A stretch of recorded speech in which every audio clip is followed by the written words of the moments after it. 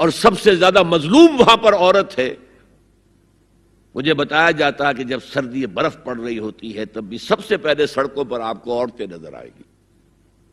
مرد 1 گھنٹے بعد گھر سے نکلے گا، کیونکہ اس عورت نے کہیں اپنے بچے کو کسی بیبی سیٹر کے پاس، چلڈرن کیئر کے پاس بھیجے گی، پہنچائے گی، پھر اپنے آفس جائے گی. شام کو آفس سے نکلے گی، وہاں سے بچے کو لگی، پھر گھر آئے گی. مظلوم ترین عورت ہے وہاں پر. دونوں بوجھ ڈال دیے اس پر، حمل بھی وہ اٹھائے، ولادت کی سختی بھی سہے، اور معاش کا بوجھ بھی ڈالو اس پر.